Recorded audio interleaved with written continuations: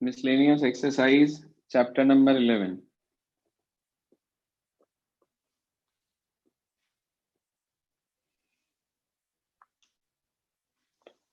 देखो इसके अंदर हमारे पास जो क्वेश्चंस हैं उसमें सबसे पहले जो क्वेश्चन आपको दिया है नंबर 1, उसमें क्या कहा इसने, कह रहा show that the line joining the origin to the point this, यानी कि एक तो पॉइंट हमारे पास ओरिजिन है और दूसरा पॉइंट है हमारे पास 2 1 1।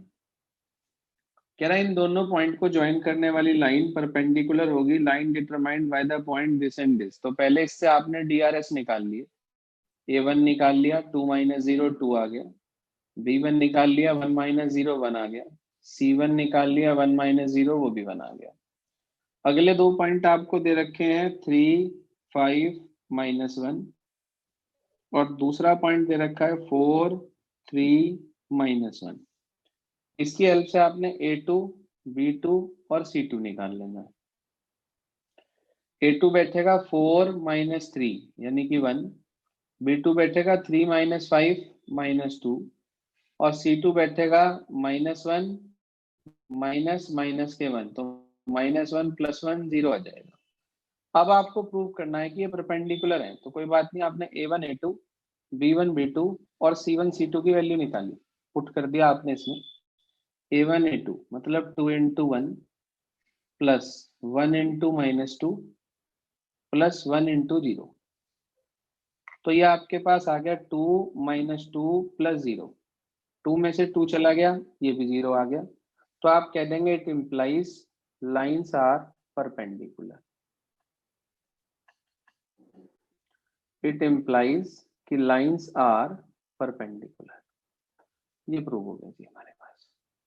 इसके बाद पहले क्वेश्चन नंबर 3 बता रहा हूं, 2 मिनट 2 को रोक रहा हूं, सुनिए ध्यान से क्या कहता है क्वेश्चन नंबर 3। देखिए ध्यान से, क्वेश्चन नंबर 3 में कहा find the angle between the lines whose direction ratios are this and this. वैसे तो ये टॉपिक कट चुका है, दो लाइंस के बीच में एंगल निकालने का टॉपिक आपका कट गया है, लेकिन फिर भी मैं आपको फॉर्मूला बता दे रहा हूँ, कर लेंगे आप लोग खुद। A1 आपके पास है A, B1 आपके पास है B, C1 आपके पास है C और A2 की वैल्यू आपके पास है B - C, B2 की वैल्यू आपके पास है C - A और C2 की वैल्यू आपके पास है A - B।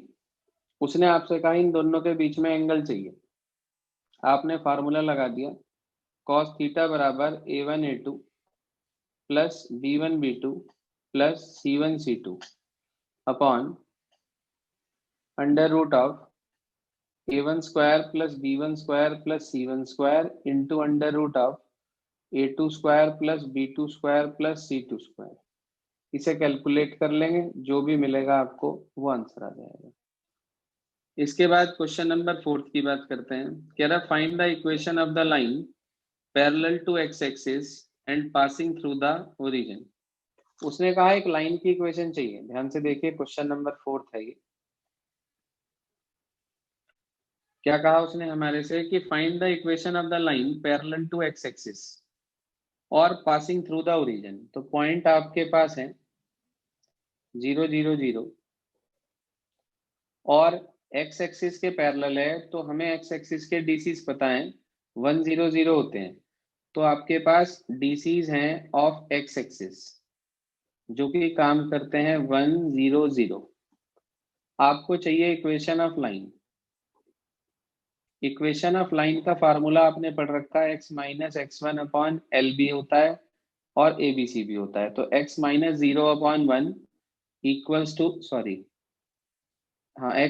0/1 y - 0/0 और z - 0/0। ये आपके पास आ गया लाइन की इक्वेशन जो कि पैरेलल है किसके, एक्स एक्सिस के और 0 0 0 यानी कि ओरिजिन से पास हो रही है। जरा आंसर चेक करना क्या दे रखा है इसमें। हाँ भाई आंसर चेक करना क्या दिया है।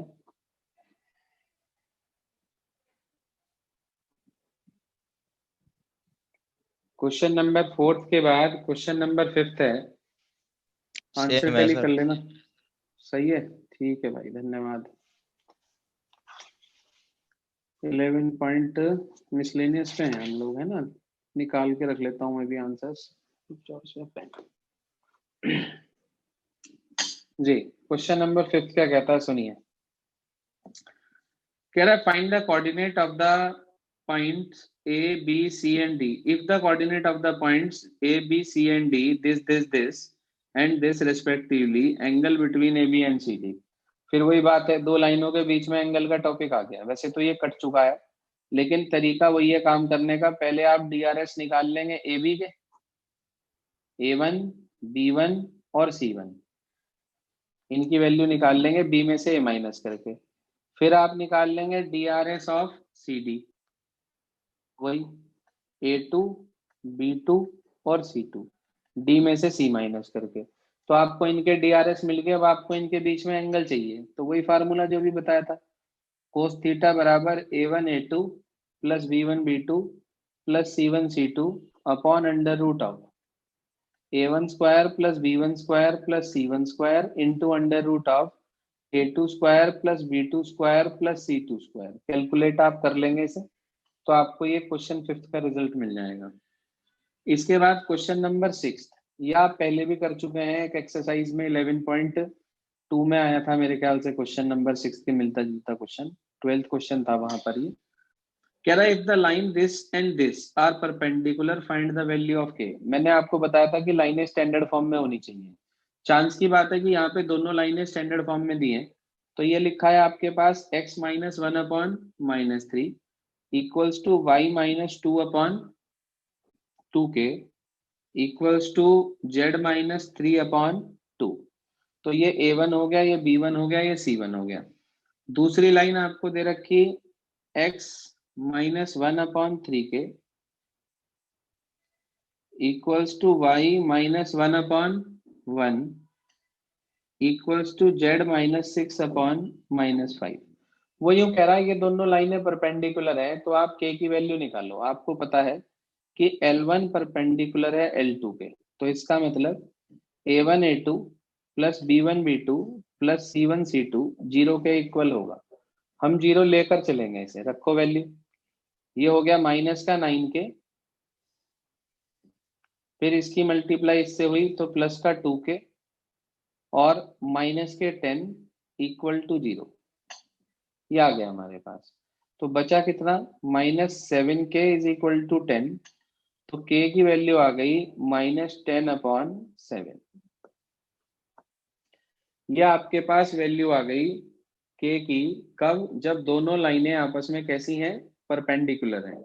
आंसर भी परफेक्ट आ 10 अपॉन 7। चलिए जी, इसके बाद आगे चलते हैं क्वेश्चन नंबर 7 की तरफ।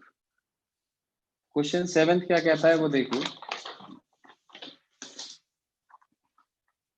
क्वेश्चन नंबर 7 कह रहा है find the vector equation of the line passing through the point this and perpendicular to the plane this. अच्छा, एक बात समझने की है। देखो, मैं आपको पहले फिगर एक्सप्लेन कर रहा हूँ। उसने बोला एक ऐसी लाइन की इक्वेशन चाहिए जो किसी पॉइंट से तो पास हो रही है 1 2 3 से, और परपेंडिकुलर टू द प्लेन है, प्लेन पे परपेंडिकुलर है। ये पॉइंट आपको दे रखा 1 2 3।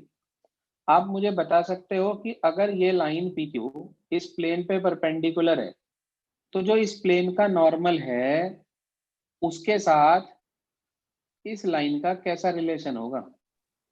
इस सब लाइन पैरेलल हो नॉर्मल जाएगी। का, बिल्कुल ठीक बात, बिल्कुल ठीक बात, पैरेलल हो जाएगी। आपको पैरेलल से प्लेन की इक्वेशन दे रखी r vector dot i plus 2j minus 5k और प्लस 9 इक्वल टू 0। देखो, आपको इस PQ की इक्वेशन निकालनी है और वो भी वेक्टर इक्वेशन मांग रहा है। तो आपको पता है किसी लाइन की इक्वेशन जो किसी एक पॉइंट से पास हो और किसी एक वेक्टर के पैरेलल हो, तो उसका फार्मूला आपके पास होता है r vector is equal to a vector plus lambda b vector. तो हमारे पास इसका मतलब ये हुआ कि a वेक्टर का काम करेगा i प्लस 2j और प्लस यहां से लेंगे 3k। और हमें पता है कि since line is parallel to n vector, तो इसका मतलब ये हुआ कि बी वेक्टर का काम कौन करेगा, एन वेक्टर करेगा। तो एन वेक्टर की वैल्यू हमारे पास कितनी है, i plus 2j minus 5k।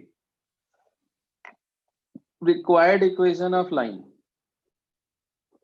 Required equation of line, r vector is equal to a vector plus lambda B vector, ये फार्मूला होता है।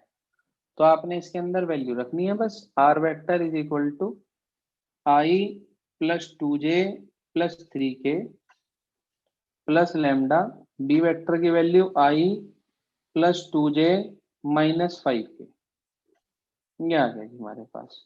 तो it is the vector equation of the line passing through the point 1 2 3 and perpendicular to the given plane, और दिए हुए plane के क्या है, ये परपेंडिकुलर है। आंसर टैली कर ले एक बार। सेम है सर। चलो जी, इसके बाद ये था जी क्वेश्चन नंबर हमारा 7th के बाद हम आ जाते हैं अगले क्वेश्चन पर, क्वेश्चन नंबर 8 पर। वो भी सुनिए क्या कहता है। कह रहा है 8th में find the equation of the plane passing through the point ABC and parallel to the plane this. अच्छा, parallel to the plane this. अच्छा, दो प्लेन पैरेलल है भाई, एक प्लेन ये रहा और एक इसके पैरेलल प्लेन है ऐसे। अच्छा, अगर दो प्लेन पैरेलल हैं तो जो पहले प्लेन का नॉर्मल है वो दूसरे प्लेन पे जाकर, मान लो ये तो पहला प्लेन है दूसरा प्लेन है, पहले प्लेन का जो नॉर्मल है वो ऑटोमेटिकली दूसरे पे जाके परपेंडिकुलर ही तो होगा अगर ये दोनों पैरेलल हैं तो। Yes sir.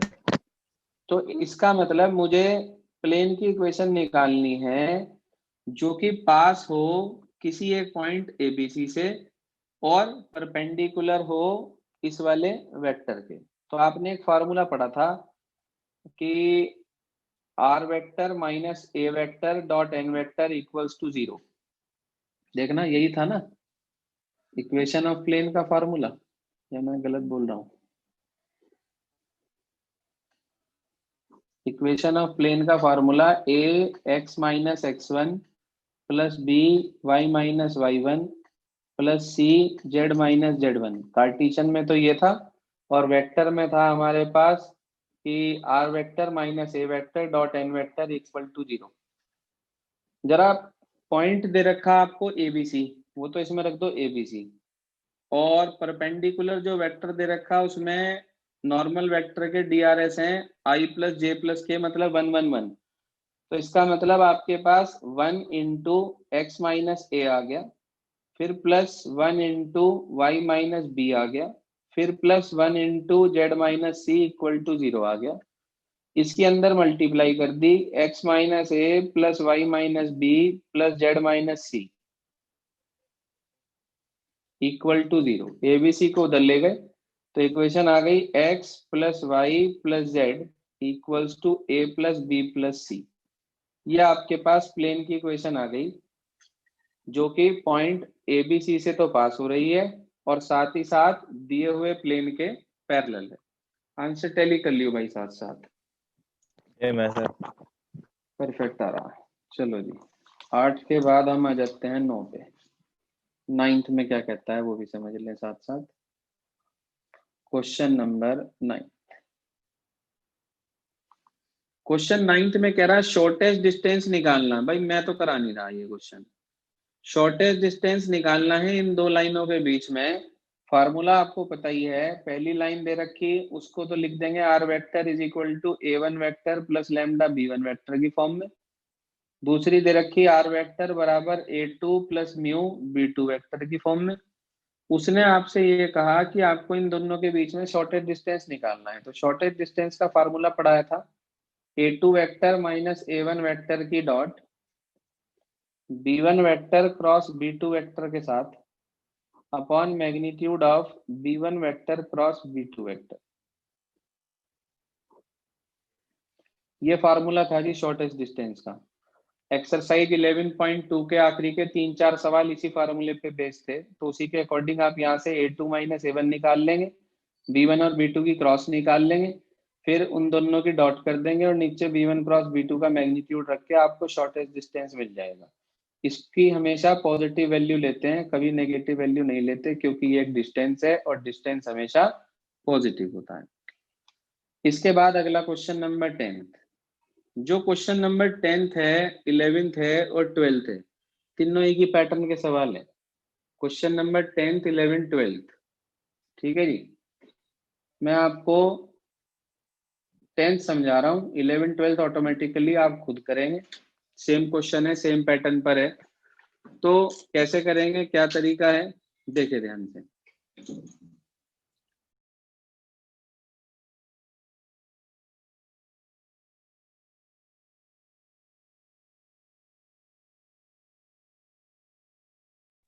तो क्वेश्चन नंबर 10 क्या कहता है, देखिए ध्यान से। कह रहा है find the coordinate of the point where the line through the point this and this crosses the y z plane. जैसे मैंने आपको फुट ऑफ परपेंडिकुलर वाला क्वेश्चन कराया था, उसी पैटर्न का सवाल है, बहुत ध्यान से समझना। उसने आपसे ये कहा कि line passing through the point 513 516 और दूसरा पॉइंट जो दे दिया आपको जहां से वो लाइन पास हो रही है, वो पॉइंट आपके पास है दूसरा 341। दो पॉइंट से ये लाइन पास हो रही है। वो यूं कह रहा है हमारे से कि इन दोनों पॉइंट से पास होने वाली लाइन इस प्लेन को जिस पॉइंट पे क्रॉस करेगी वो वाला पॉइंट बताना। भाई आपके पास P और Q दो पॉइंट मौजूद है, तो क्या हम PQ की इक्वेशन निकाल सकते हैं टू पॉइंट फॉर्म से?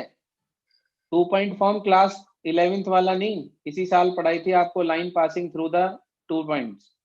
तो आप इससे पहले इसकी कार्टेशियन फॉर्म निकाल लें। ध्यान से देखिए, इक्वेशन ऑफ PQ निकालता हूं।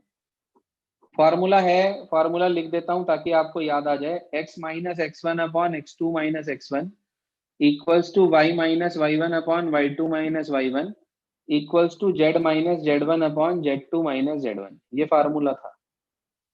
तो ये फार्मूला हम अप्लाई करके यहाँ से वैल्यू निकाल लेंगे P और Q की हेल्प से। तो P वो है हमारे पास, तो ये हो गया x माइनस 5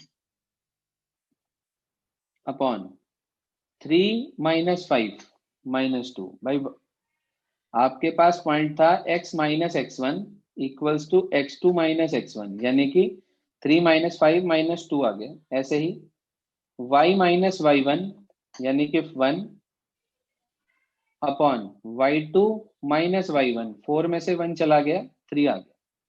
फिर equals to z minus z one, तो z माइनस 6 हो गया हमारे पास upon z2 minus z one, यानी कि 1 में से 6 चले गए तो -5 आ गया। सर ये आपके पास PQ की इक्वेशन आ गई बिल्कुल सिंपल तरीके से। अब आपको क्या करना है, अब आपको सिर्फ और सिर्फ इससे जनरल पॉइंट निकाल के उसे प्लेन की इक्वेशन में रखना है। तो मैंने इसे इक्वल्स टू लेमडा कह दिया, ब्रैकेट में लिख देना से, ब्रैकेट में लिख दिया हमने से। तो यहां से जनरल पॉइंट निकाल लीजिए आप इसका। तो आपने लिखा general point on PQ is, निकाल दीजिए, -2 lambda plus 5 comma 3 lambda plus 1 comma -5 lambda plus 6। ये आ गया जी जनरल पॉइंट। अब सीधी सी बात समझो कि ये वाला पॉइंट प्लेन पे लाई करेगा, ये वाला पॉइंट प्लेन पे लाई करेगा। अब ये प्लेन जनरल प्लेन तो दिया नहीं, अगर प्लेन की इक्वेशन होती तो हम तीनों पॉइंट एक्स वाई जेड की जगह रखकर और लेमडा निकाल लेते। अब इसने इसे एक पर्टिकुलर प्लेन दे दिया। इसने ये कहा 10th क्वेश्चन में कि ये वाई जेड प्लेन है। आप मुझे बता सकते हो वाई जेड प्लेन पे कौन सा कोऑर्डिनेट 0 होता है? Sir x coordinate. सर बिल्कुल एक्स। ठीक बात, बिल्कुल ठीक बात। एक्स कोऑर्डिनेट 0 होता है, तो हम एक्स कोऑर्डिनेट को 0 रख देंगे। -2 लेमडा प्लस 5 इक्वल टू 0, तो 2 लेमडा इक्वल टू 5, लेमडा की वैल्यू आ गई 5/2। बस आपको ये वाला पॉइंट उठा के लेमडा की वैल्यू इसमें रखनी है और आपको पॉइंट मिल जाएगा जो भी आएगा, रख दीजिए इसके अंदर। जब आप 5/2 यहाँ रखेंगे तो पहला तो 0 ही हो गया, क्योंकि 0 रख के ही निकाला है। फिर अगले में रखा 5/2 यहाँ पे, तो 5 3 जा 15, 15/2 एलसीएम ले लिया, 15 + 2 17, तो 17/2 ही आ गया y कोऑर्डिनेट। फिर 5/2 रखा इसमें, तो ये आ गया आपके पास -25/2, एलसीएम ले लिया, 6 2 जा 12, तो -25 + 12, तो -13/2। पॉइंट आ गया 0 17/2 और -13/2। आंसर चेक कर भाई जरा, क्या दे रखा है। सेम है सर। अच्छा, अगर यही सेम क्वेश्चन में जैसे अगला क्वेश्चन है वाई जेड की जगह जेड एक्स प्लेन आ जाए, तो किसे 0 रखेंगे? y कोऑर्डिनेट को। वाई कोऑर्डिनेट को। वाई कोऑर्डिनेट को 0 रखकर वहां से लैम्डा की वैल्यू निकाल लेंगे और वापस यहीं रखकर पॉइंट आ जाएगा। अगर ये एक्स वाई प्लेन होता तो क्या करते? तो किसे 0 रखते? सर जेड को। सर जेड जेड को। को। वो बिल्कुल ठीक बात। वो कैसे पता चलेगा आपको? एक एग्जांपल उसका पीछे दे रखा, बिल्कुल एक पेज पीछे पलट के देखो अपनी किताब में, तो लास्ट एग्जांपल है। लास्ट एग्जांपल मिल गया क्या? Yes sir. यस। हाँ, उसमें उसमें दे रखा x y plane. X y plane का मतलब हो गया जेड कोऑर्डिनेट 0 रखकर वहां से लैम्डा निकाल लेंगे, पुट करके रिजल्ट मिल जाएगा। ये तो हुए ये 3 question, x y, y z, z x plane. इसके बाद आप क्वेश्चन नंबर 12 पे आओ जरा। बिल्कुल सेम पैटर्न का क्वेश्चन है। क्वेश्चन 12th में और इसमें क्या फर्क है? इसके अंदर तो दे रखा पर्टिकुलर प्लेन, उसमें जनरल प्लेन दे रखा। तो हम क्या करेंगे उसके अंदर?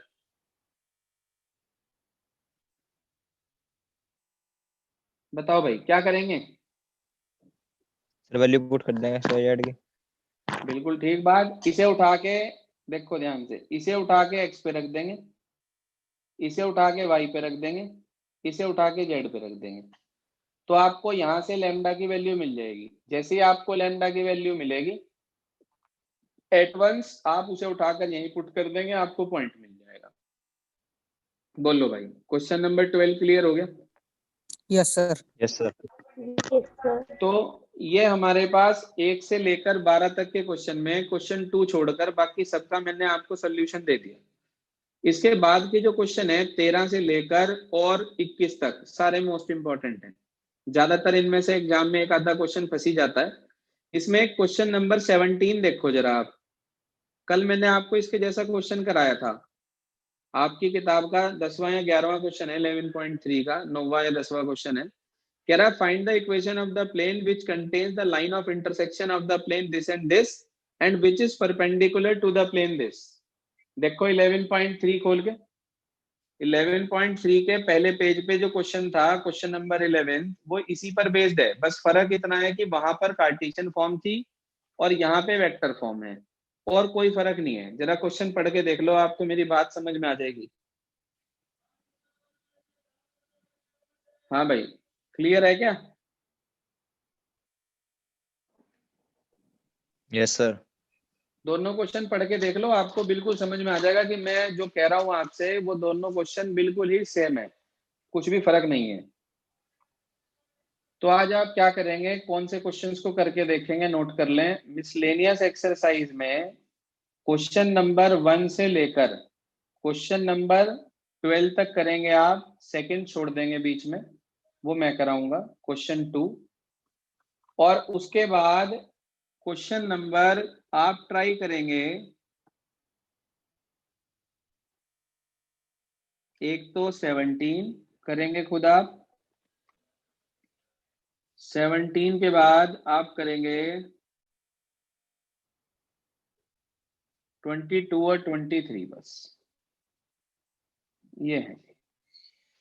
बाकी बचे हुए जो इसके मिसलेनियस के क्वेश्चन है वो मैं आपको कल बता दूंगा सारे। ये हो गया जी आपका। ठीक है जी, ये आपका होमवर्क है, इसे कर लेना। और कल से रिवीजन का काम भी साथ साथ स्टार्ट कर देंगे अपना, जितना हो जाए ठीक है फिलहाल, क्योंकि सेकंड प्री बोर्ड तक ही जाके रिवीजन पूरा होगा, इससे पहले नहीं होगा।